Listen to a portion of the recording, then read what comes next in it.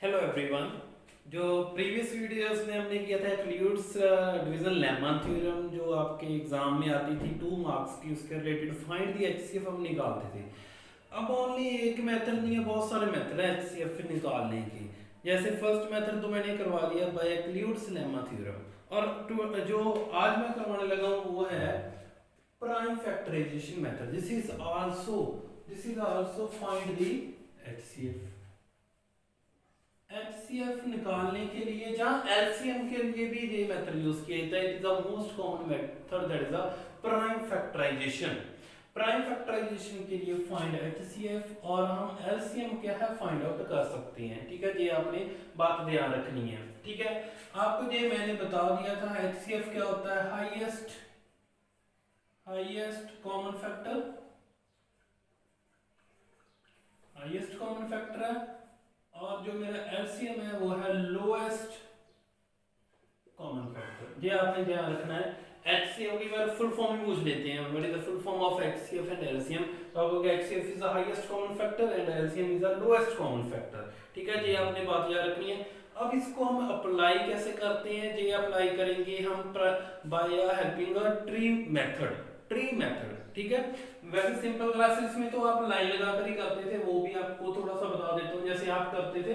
But इस class में ना हम इसको बाय ट्री फैक्टर करेंगे। ये आप मेथड यूज करते थे प्रीवियस क्लास में। ठीक है, बट अब आपको जो एग्जाम में जैसे आता है मैं वैसे आपको करवाऊंगा कि एग्जाम में कैसे एग्जाम में पूछते हैं। तो फर्स्ट मैं ट्री मेथड यूज करता हूँ, कैसे करते हैं। For example find the HCF, आपने एचसीएफ निकालना है 140 का बाय प्राइम फैक्टराइजेशन। तो आप 140 को सिंपल ऐसे राइट कर लोगे 140। ठीक है, तो ट्री में क्या होता है, ट्री में ब्रांच होती है। ठीक है, मतलब कि एक प्लांट है, इसके आगे दो ब्रांच, दो की आगे तीन तीन या टू फिर वन ब्रांच निकलती है। सेम ही 140 की कितनी ब्रांच निकलेंगी मेरे पास, 2 ब्रांच निकलेंगी। ठीक है, कौन सी 2 ब्रांच निकलेंगी, एक तो 2 निकलेगी, दूसरी 70 निकलेगी। मतलब इन दोनों को मैं मल्टीप्लाई कर दूं, मेरा आंसर क्या आने वाला है, 140 आने वाला है। अब देखो टू की फर्दर ब्रांच निकल पाएगी नहीं, क्योंकि 2 तो किसी पे जाता ही नहीं है, इसको तो यहाँ पर ही छोड़ देंगे। अब 70 की बात करते हैं। 70 की फिर अपनी ब्रांच निकल जाएगी कौन सी, 2 और 35।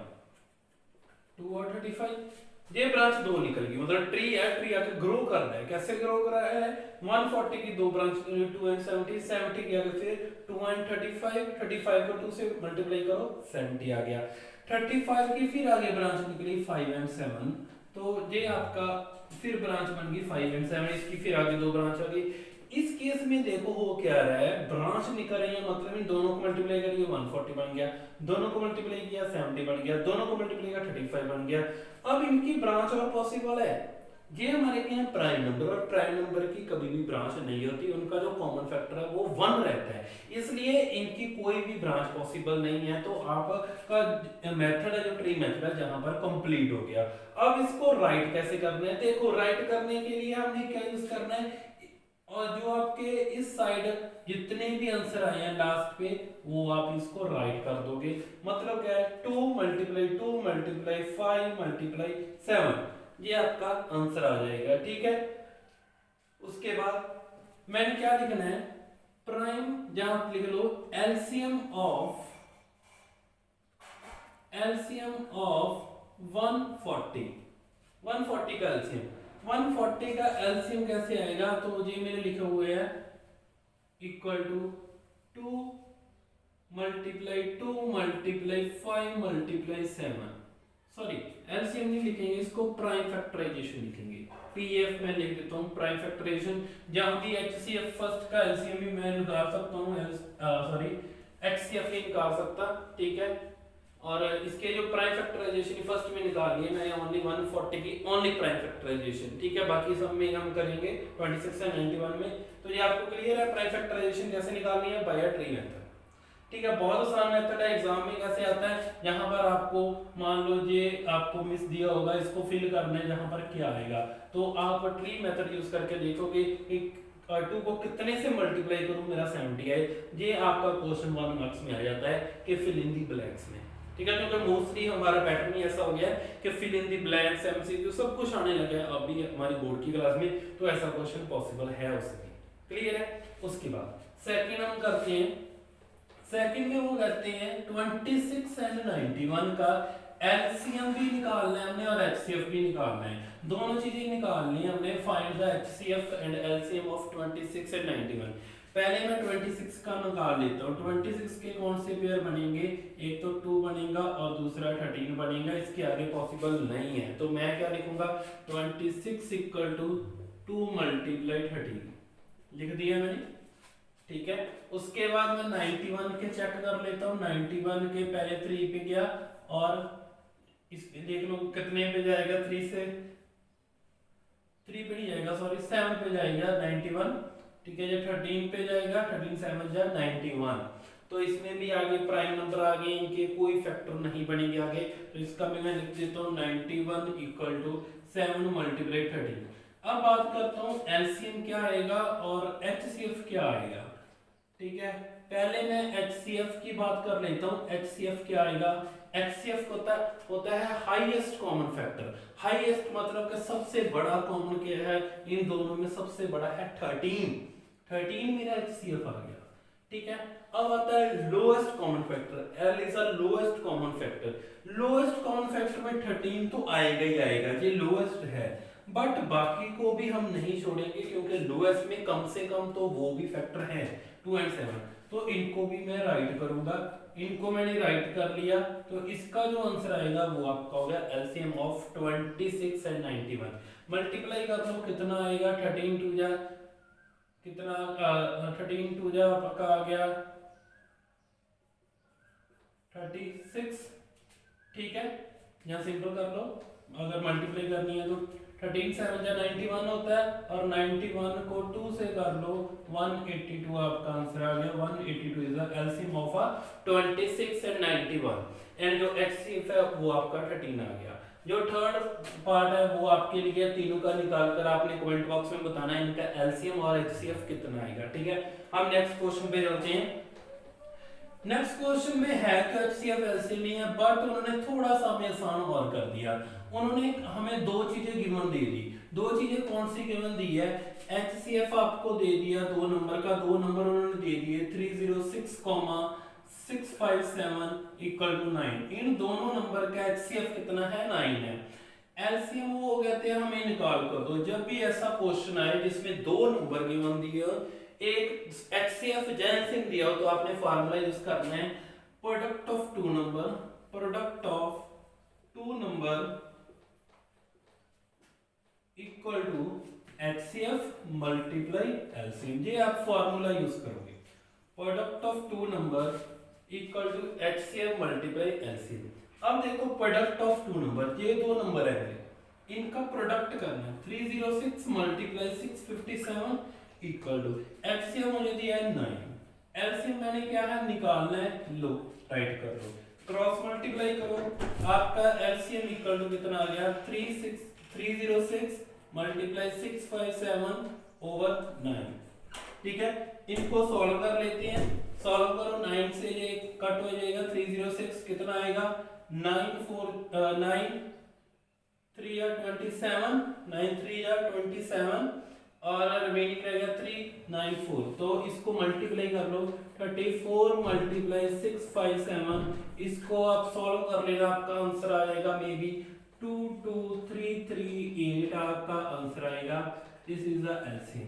ठीक है, मल्टीप्लाई करके चेक कर लेना आंसर को, तो ये आपका आंसर आएगा 22338 दैट एलसीएम। अगर मान लो जहां पर आपको एलसीएम मुझे गिवन देते तो आपने एक्सएफ निकालना होता है, तो भी ये फार्मूला यूज करके और आपका आंसर आ जाता। नेक्स्ट क्वेश्चन पे जाते हैं। नेक्स्ट क्वेश्चन क्या है, इसको रीड करो आप। नेक्स्ट क्वेश्चन है आपका गिवन, आपके पास है check whether 6 power n can be end with 0 for natural number. 6 की पावर n है, ये मेरे पास कोई नंबर है, 1 नंबर इक्वल टू है, मेरे पास कोई नंबर है, 1 नंबर इज 6 की पावर n, ये नंबर दिया है।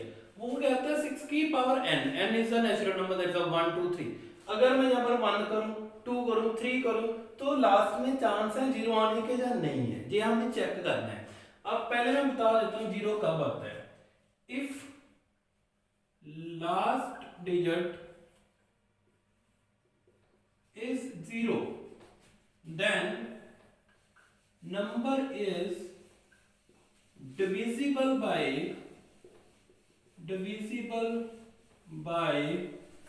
2, 5 and 10। इन नंबर से वो डिवाइड होगा। अगर कोई नंबर के लास्ट में 0 है तो वो नंबर डिवाइड होगा 2, 5 and 10।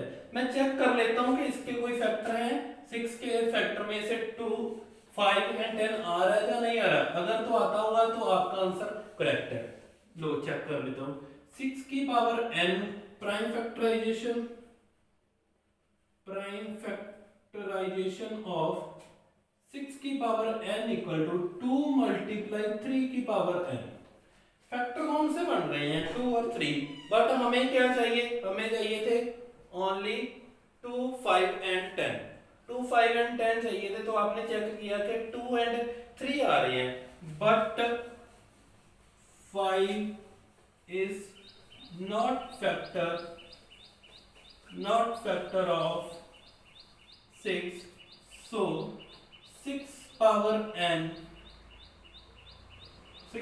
n cannot end with 0। ये 0 का एंड नहीं होगा, इसमें आपने कहना है ये 0 का एंड नहीं होगा। ठीक है, कि उन्होंने चेक ही करना था, हमने चेक कर दिया कि उसका जो 6 की पावर n है वो उसका एंड 0 कभी नहीं होगा। देख भी सकते हो, अगर मैं n को 1 करूं तो आंसर आएगा 6 पावर 1 6, अगर 2 करूं तो 36 आएगा, 3 करूं तो उसके बाद जितना भी आएगा 2, 1, 6। ठीक है, लास्ट में 6 ही आ रहा है, 0 नहीं आ रहा। जहां से चेक कर सकते हो कि ये नंबर एंड नहीं होगा 0 से।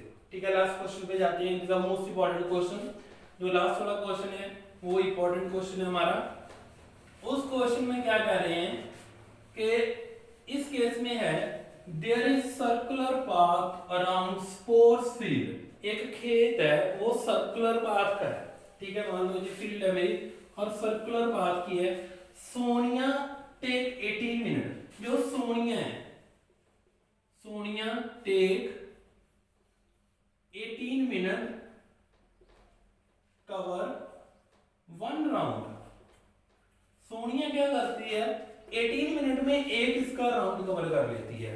और Ravi take 12 minute to drive 1 round. और रवि क्या करता है, Ravi take 12 minute cover 1 round. Ravi को एक राउंड कवर करने में 12 मिनट लगते हैं और सोनिया को एक राउंड कवर करने में 18 मिनट लगती है। वो कह रहे हैं अगर दोनों एक ही टाइम पे स्टार्ट करें, मान लो जहां पर है और इस डायरेक्शन में दोनों ने दौड़ना स्टार्ट किया और जब इस पॉइंट पर वापस आकर मिले, जो सोनिया उसको 18 मिनट लगे, रवि को 12 मिनट लगे। क्वेश्चन पूछ रहे हैं how many minute will they meet again start point. इस पॉइंट पर कैसे पहुंचे, कितना टाइम लगेगा दोनों का, हाउ मेनी मिनट कितना मिनट लगेंगे दोनों को। अब दोनों की बात कर रहे हैं तो क्या निकालूंगा, HCF। वेरी गुड, तो आप निकालोगे। इसके बाद देखो इसको कितना टाइम लगा, सोनिया को 18 मिनट लगे कवर करने में, रवि को 12 मिनट लगे हैं। वो कहते हैं how many minute will they meet again starting point. Starting पर दोबारा आना है तो कितना टाइम लगेगा, तो इसका दोबारा आना है तो एलसीएम निकालोगे 18 एंड 12 का। 18 एंड 12 का एलसीएम निकालकर आप आंसर कमेंट बॉक्स में इसका भेजोगे कि इसका कितना टाइम, हाउ मेनी टाइम, इनको कितना टाइम लगेगा दोनों को एक ही पॉइंट पर मिलने के लिए। ठीक है, अगर वीडियो अच्छी लगी हो तो please like my video, share to other and subscribe my channel. Thanks for watching the video.